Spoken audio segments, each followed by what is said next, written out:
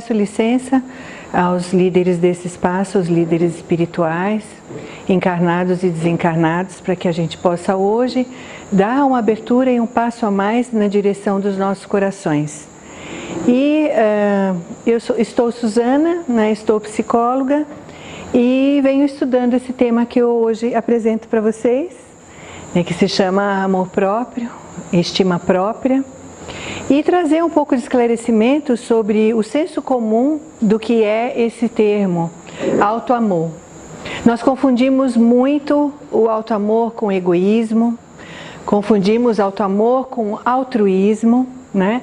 E aí vamos hoje fazer um esclarecimento acerca desses dois conceitos subliminares ligados à autoestima, mas trazendo exemplos do nosso dia a dia, né?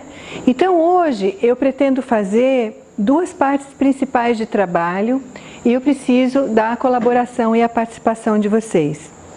Por isso eu vou pedir para que vocês descruzem as pernas e os braços para a gente fazer um alinhamento e uma postura de entrega interna para que a gente possa vivenciar tanto a parte que é mais lógica, que é do hemisfério esquerdo do nosso cérebro, quanto a parte vivencial e imagética, que é do nosso lado direito do cérebro. Então a gente vai fazer uma sinastria da compreensão desse termo através dos nossos corpos, da nossa compreensão intuitiva e também da compreensão lógica, né? E dentro da nossa história de vida também, né? Então despertar essa consciência do ser que tem o auto-amor na prática, no dia a dia, na compreensão lógica e também nos sentimentos, né? Então eu vim muito assim estimulada para fazer isso, porque é um trabalho que eu venho aplicando a grupos maiores. Eu fiz essa mesma vivência, né, no Piauí, numa comunidade terapêutica de 100 homens, duas comunidades de 180 homens, e assim percebi que o mundo masculino, né, dentro daquele aspecto, né, em que esses homens viviam, carecia muito do entendimento das emoções, do contato com as emoções e os sentimentos verdadeiros na história de cada um. Então todos aqui vamos contribuir para essa palestra que não é só minha, é nossa. Então à medida que vocês trazem as suas memórias, trazem o seu olhar, as suas emoções, os seus sentimentos, né, vocês estão aportando para esse espaço um desenvolvimento espiritual, porque o desenvolvimento espiritual ele não está alienado do desenvolvimento emocional, do nosso aspecto do corpo emocional, do corpo físico, que é a prática do dia a dia, como esse invólucro nos leva para as experiências do dia a dia, kármicas ou não, e como esses corpos entendem essas experiências e aprendem com elas, né? Porque nada nos ocorre por acaso, nem estamos aqui hoje. Então vocês vão conectar agora com o chamado que os trouxe aqui. Vou fazer esse convite. O que foi que te chamou aqui? Foi a imagem do cartaz? Foi o título? Não foi simplesmente vir para cá curiosamente? Ou seja, foi porque você me conheceu em algum lugar? O que foi que dentro da sua vida te motivou a vir para cá hoje? Então respira um pouquinho e conecta com o canal de propósito e de intencionalidade, porque ele é tudo nas nossas vidas. A intencionalidade que a gente tem em tudo que a gente faz modela as nossas vidas no futuro, inclusive, né? Então, conecta com essa intenção agora, respirando. Vamos nos conectar com os guias desse espaço, pedindo permissão para estarmos aqui com esse conhecimento, abrindo caminhos com essa linguagem. E respirem só. Escutem esse silêncio dentro e fora de vocês. Um silêncio que tem milhões de palavras, milhões de imagens, e vamos aquietando essas palavras, essas imagens. Entrando em contato com os corações, porque a estima vem daí. A estima vem do centro cardíaco, não vem da mente, da lógica dos condicionamentos sociais, que nos obrigam a ser bonzinhos a agradarmos todo mundo e desagradarmos a nós mesmos, a nós próprios, que nos faz ter vaidades, competitividade, por amor às nossas qualidades, que é um amor distorcido, e esquecemos da qualidade do outro, que nos comparamos, nutrimos estereótipos e preconceitos, porque as nossas ideias são superiores. Ou o contrário, vivemos uma baixa autoestima, achamos que as nossas qualidades, os nossos dons, as nossas ações são inferiores às das demais pessoas. Então vamos avaliar nesse momento se a nossa estima ela está mais distorcida para o lado expansivo ou se ela está mais distorcida para o campo contraído. Eu tenho timidez, eu tenho dificuldade de falar em público, eu tenho dificuldade de expressar minha verdade, de desagradar o outro, de dizer não. Ou ao contrário, eu avanço o sinal, eu invado o outro, eu quero impor a minha opinião, eu de repente machuco, como defesa para não ser machucado. Então nós vamos aceitar essas duas polaridades do ser humano com muita compaixão e empatia hoje aqui, principalmente pela nossa forma de ser. Porque toda a constituição do aparato físico, emocional, mental e espiritual que cada um carrega na individualidade tem um propósito de cumprir missões. Então nós fomos feitos de encomenda, é sob encomenda. Então a estima acompanha essa encomenda e ela é um dos nossos veículos para que possamos transmitir o que somos, o melhor que somos, para o nosso entorno. Mas se não conseguirmos nos soltar nas nossas qualidades, nos empenhar na autotransformação, nós também vamos ter obstáculos a essa realização, a essa autorrealização. Então entre em contato. Agora nesse momento seu corpo está mais acelerado, mais letárgico, existe um sono, uma fuga, uma anestesia, ou uma ansiedade sobre o que vai acontecer aqui. Só se dê conta sem julgamento nenhum. Acolha-se. E a palavra dessa noite é autoacolhimento. É autocuidado. É como se pudéssemos pegar o nosso ser como um bebê recém-nascido e nutrirmos da necessidade real que esse ser tem. Qual é a necessidade real de um ser humano? Amar e ser amado. Sem mediações. Diretamente, olho no olho, corpo a corpo. Sentido a sentido. Dia a dia. Por uma vida inteira. Então nós vamos pegar esse ser interior nosso, vamos colocar no colo hoje aqui, apenas para nos darmos conta dele, sem mudar nada. E essa autoaceitação, ela é uma pré-condição para que eu possa colocar a serviço do coletivo os meus dons. Sem essa autoaceitação, não existe espontaneidade, naturalidade, fluidez, verdade. E existem sim subterfúgios, desculpas, impedimentos, negatividades, destrutividades. Então, esse autoacolhimento desse momento, que é essa parada. Por que eu vim aqui hoje? Então, começamos com um amor próprio, do ponto de vista das nossas reflexões, de como ele funciona estruturalmente dentro de nós. Se nós pudéssemos tirar uma radiografia do amor próprio, qual seria essa radiografia, essa cartografia que eu desconheço, mas que muitos que estão no meu entorno conhecem e percebem, e que na minha fantasia eles não notam? Muitas vezes eu quero me enganar achando que as pessoas não percebem a forma como eu ajo, comigo e com o outro.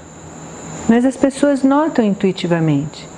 E agora é o meu momento de poder conhecer essa cartografia, talvez pela primeira vez de uma forma mais profunda. Então, entrando em contato primeiro com essa intenção que vocês agora já perceberam, vamos fortalecer esse canal de intenção com a egrégora de luz e espiritual desse espaço. E vamos pedir auxílio para essa egrégora espiritual para que possamos apreender o máximo daqui por diante a respeito da nossa autoestima.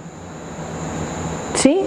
Toda vez que entramos em contato com uma palestra num tema específico, este tema, esta substância é colocada em movimento. Quer eu queira ou não, é deflagrado um processo autoperpetuante de percepção ampliada que vai cada vez mais aumentando à medida que mais autoconhecimento eu vou angariando para mim, certo? Quanto mais eu quero conhecer sobre um assunto, mais ele vai se descortinar em experiências para mim. Olha que interessante, eu estou lendo uma palestra, eu estou assistindo alguma coisa na TV, olha a experiência acontecendo na minha vida. É coincidência? Não, eu abro o canal de percepção e eu começo a focar, minha mente começa a buscar magneticamente aquilo. E a experiência vem para mim como uma dádiva para poder completar aprendizagens. Ok? Sim? Então, o amor próprio, ele nos convida a tomar ciência da responsabilidade que nós temos na tarefa que cabe a cada um de nós que participa deste trabalho. E deste trabalho, ou seja, que trabalhos são esses? Os trabalhos de estar na vida através do coletivo e do individual, na autorresponsabilidade do autoconhecimento. Sim?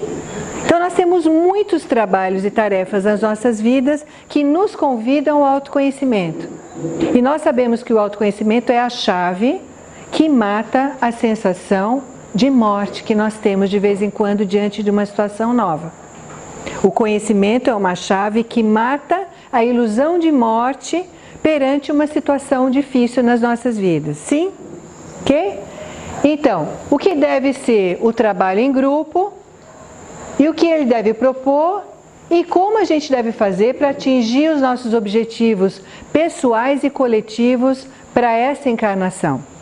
Ok? Então, o amor próprio é, digamos que, uma certa indicativa para a realização nessas esferas daqui, da nossa responsabilidade.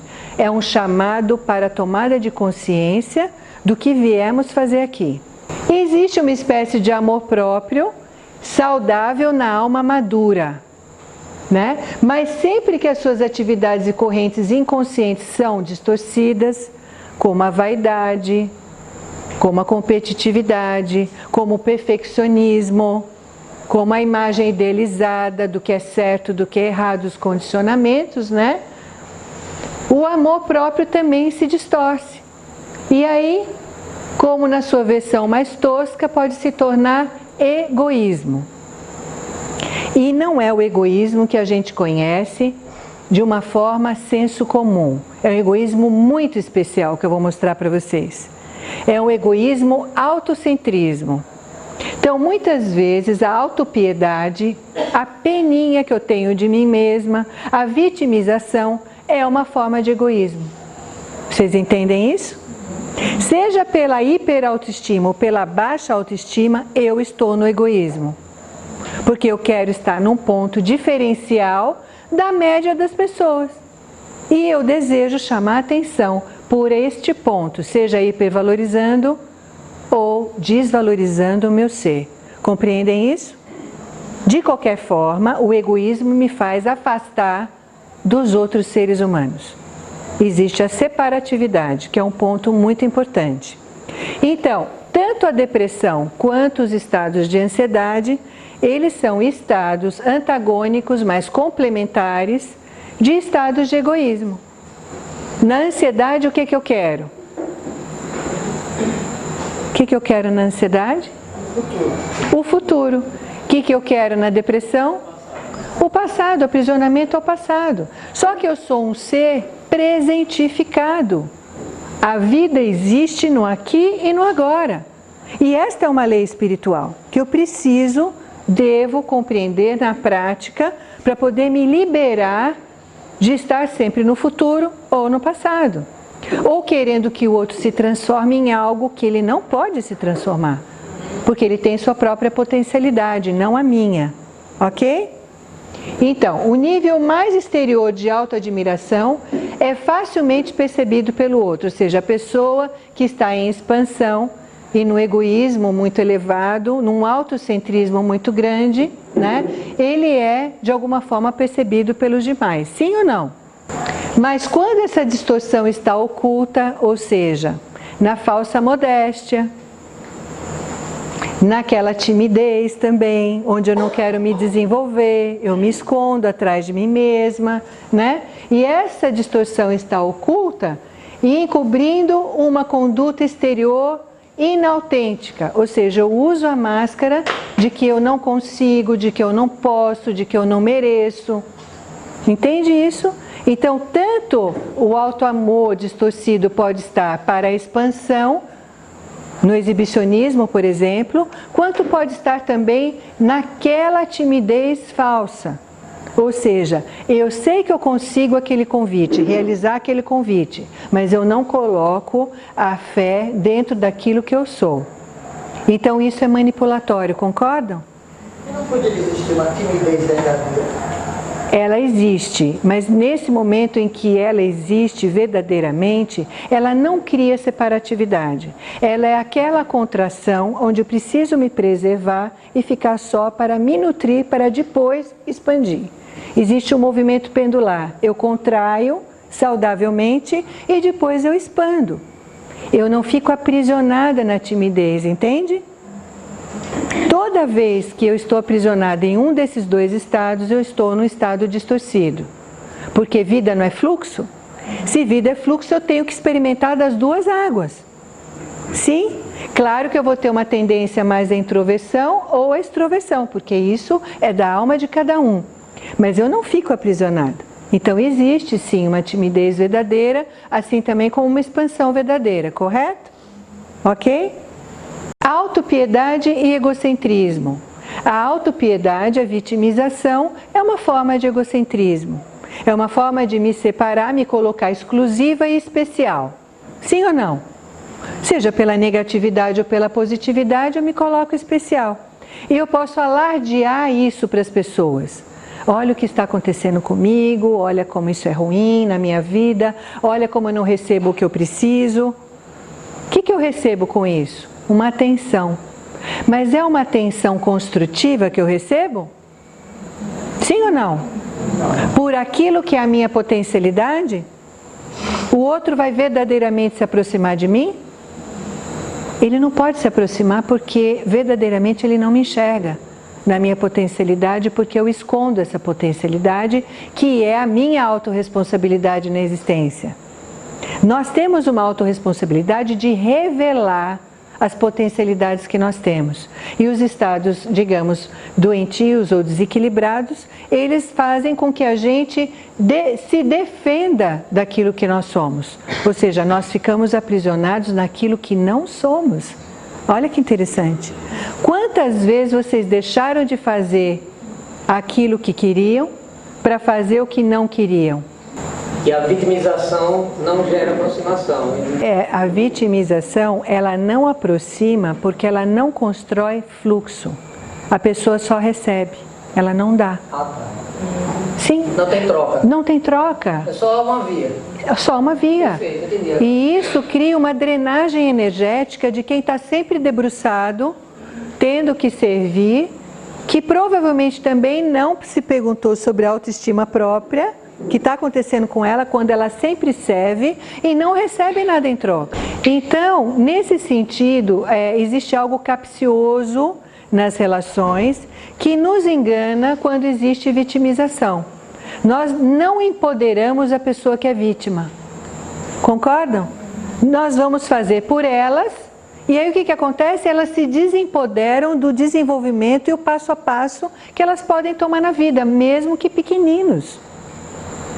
E nós as desempoderamos também da autorresponsabilidade de arcarem com aquilo que elas são, os seus defeitos e o autoconhecimento, que cada um só pode tomar por si próprio. Eu não posso carregar o autoconhecimento do outro e o meu ao mesmo tempo. Eu, ao contrário, preciso estimular o outro a buscar e construir seu próprio caminho. Essa é a delícia da irmandade, da verdadeira fraternidade, é poder não pescar pelo outro, é poder incentivar o outro a encontrar o seu próprio caminho, que pode ser diferente do meu. E aí eu preciso respeitar o caminho do outro, né? Que às vezes é diferente do meu. Então, nós vamos falar sobre a criança aqui, correto? E ela existe muito viva, esperta,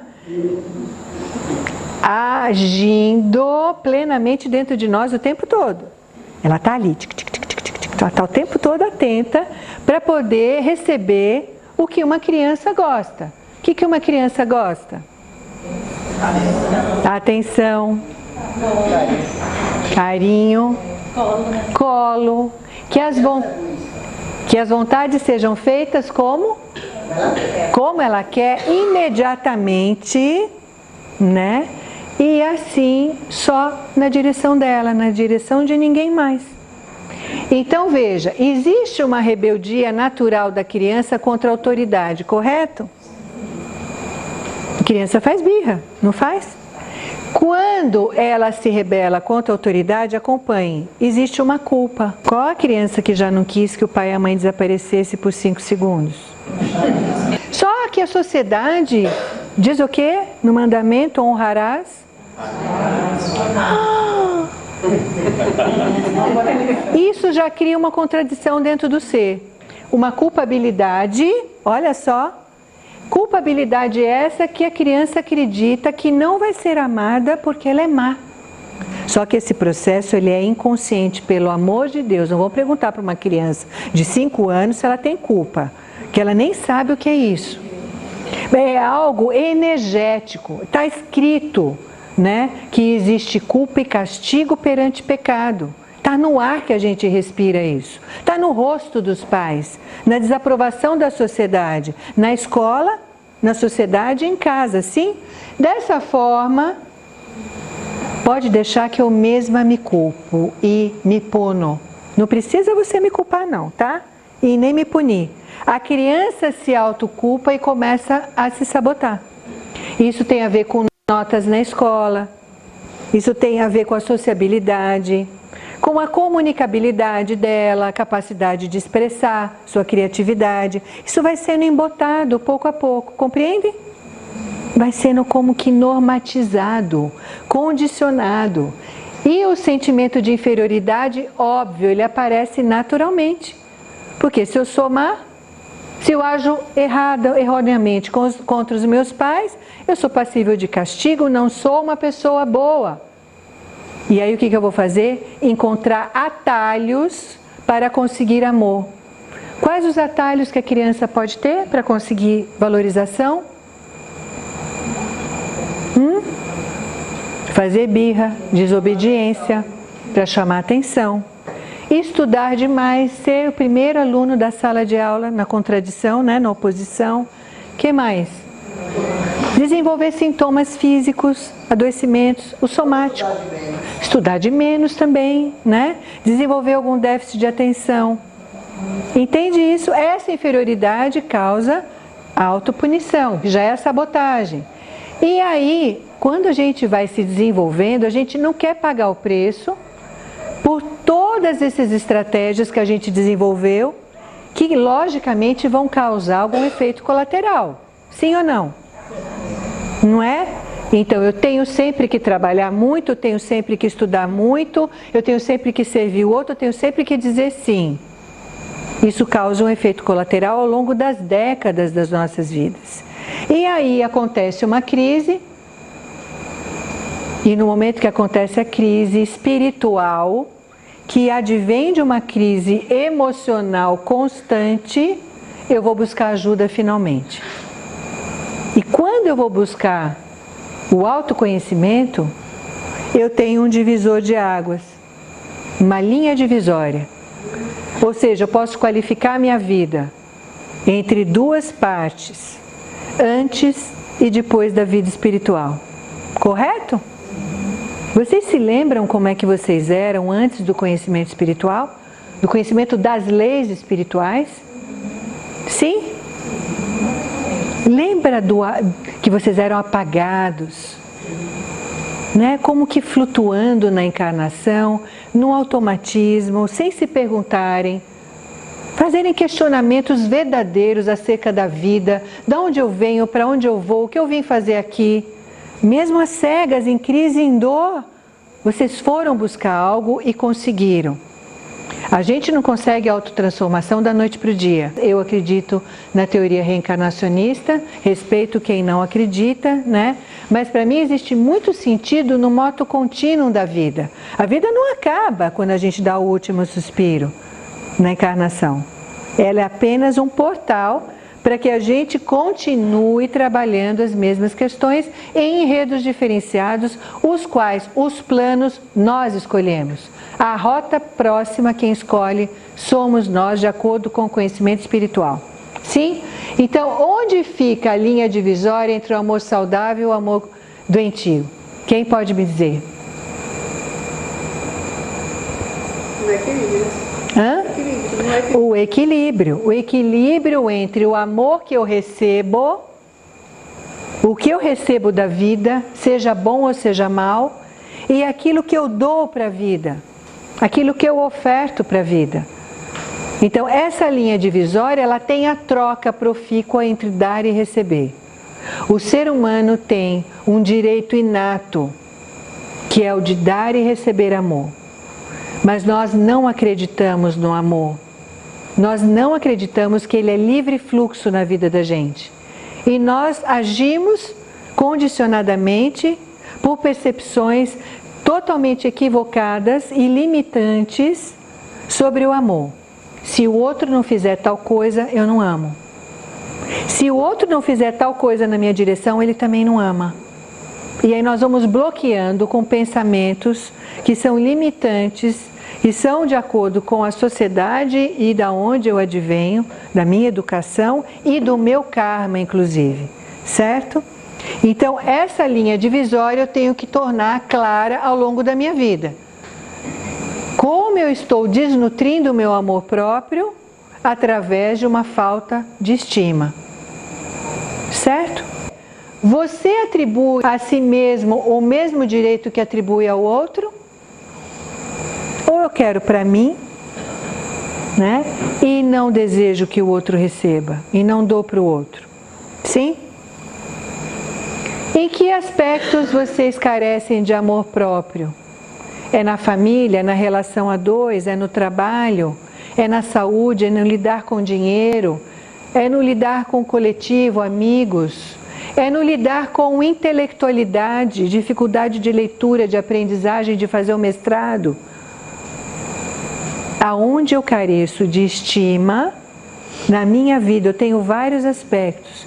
Um deles pode ser o meu calcanhar de Aquiles maior, ou seja, o ponto a ser trabalhado durante toda a vida. Não que os demais não precisem receber atenção, mas aquele ponto, se eu conseguir identificar, né, eu vou ter uma grande evolução na vida investindo o autoconhecimento nele. Onde aparece a sua punição a outros? Onde você é cruel com os outros? Quando você é ferido, ou por medo de ser ferido. Você exige demais do outro, você se afasta, você dá demais até o outro ficar empanturrado. Quer agasalho, quer comida, quer água, quer isso, quer aquilo. Né? De muitas formas eu posso punir o outro, até de maneiras muito sutis. Sim? Aquela amiga que eu não vejo há um tempão, que eu quero marcar um café, e eu vivo dizendo, vamos marcar sim, vamos marcar sim, vamos marcar sim, e não marca nunca. E a amiga lá, querendo convidar, querendo ver, querendo usufruir de como você é. Mas o perfeccionismo e o orgulho não deixam encontrar com a amiga. Ah, deixa eu estar bem para poder encontrar com ela. Quando que a gente vai estar assim tão bem? Se justamente esse encontro é o que vai equilibrar e vai trazer o bem também para a gente, né? E como você chama a atenção do outro para si mesma, si mesmo? É sapateando? É fazendo birra? É se ausentando, trabalhando demais, não aparecendo para esse outro? É sexualmente também não estando presente? Como é que eu chamo a atenção do outro? E aí vocês vão se lembrar das pessoas das vidas de vocês, o que elas cobram, o que elas sinalizam de vocês. Porque o outro é meu espelho. Ele vai dizer, trabalhe um pouco menos, fica mais em casa, fica mais comigo, né? Toma um café. O outro vai sinalizando isso. Fala mais baixo, ou não me agrida, não me machuque. Sim? Apenas apontamentos para as estrelas, tá bom? Setas para as estrelas. Tenham consciência do grande espírito universal, ou seja, do caldo universal, que é feito de amor. O amor é a substância universal. Ela permeia todos e tudo. Né? E as leis espirituais estão engendradas no amor espiritual. Então, ter consciência de uma força maior, a qual eu também tenho dentro de mim, durante os trabalhos, né, de pedagogização espiritual, eu vou entendendo como fazer essa conexão. Através da meditação, através da música, dos cânticos, através da oração, através da introspecção, através do dialógico, de conversar com o outro, ter conversas produtivas, evolutivas, né? E aí peça um auxílio com perseverança e fé para aquele aspecto seu. Por que os meus relacionamentos a dois não dão certo? Porque existe uma peculiaridade minha na família que eu não consigo resolver? Por que eu sempre atraio determinado perfil de pessoas na minha vida e não outros que eu gostaria de ter também?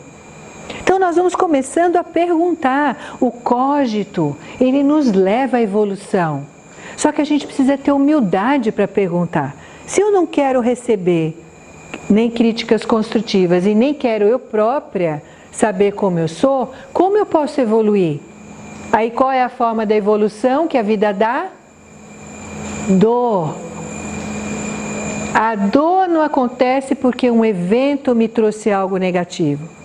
A dor acontece porque eu paralisei naquele tema. A forma que a vida encontra para me aquecer, a fazer movimento, a dar passos, é a dor e a crise, o descontentamento, a tristeza, né? E aí vocês receberão a ajuda do mundo divino. Peçam ajuda.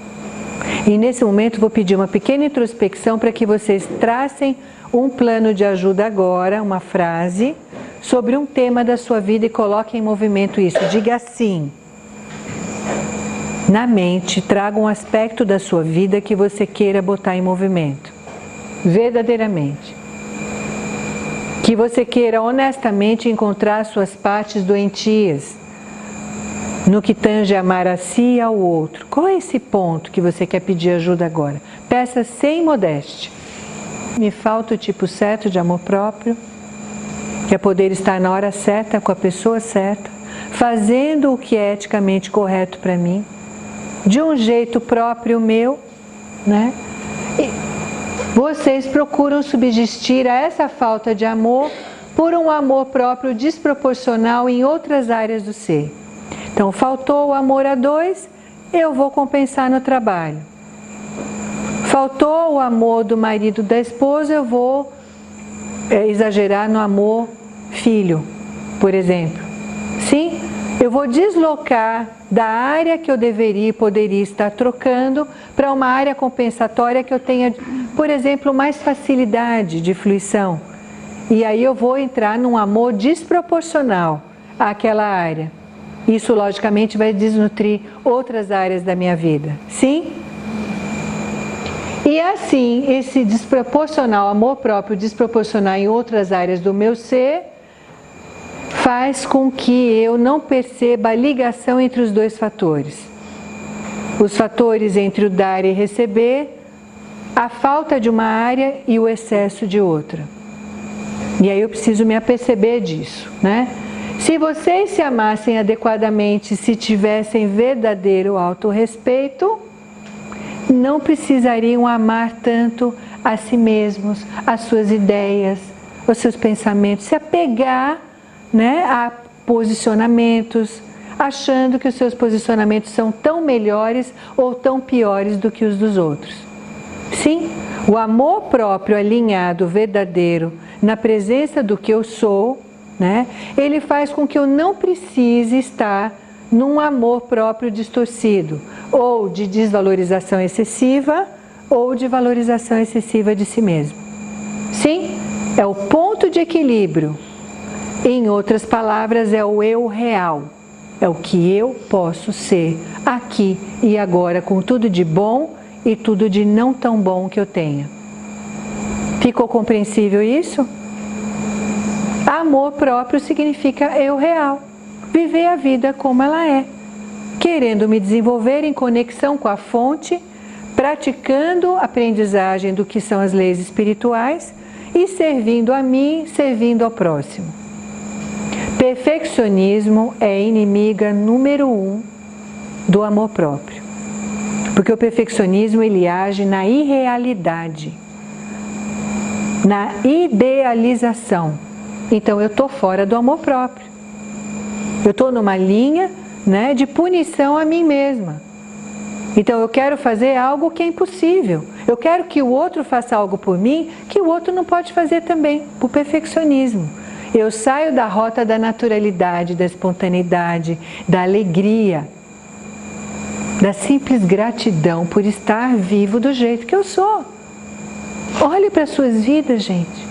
Olha quantas dádivas vocês recebem a todo momento, a começar pela própria respiração. Respira para vocês se lembrarem dessa dádiva. Respira fundo, enche os pulmões, recebe esse ar puro da noite, da tranquilidade desse espaço, da paz. Imagine que as funções digestivas, cardiovasculares, neurológicas, excretoras estão todas funcionando perfeitamente.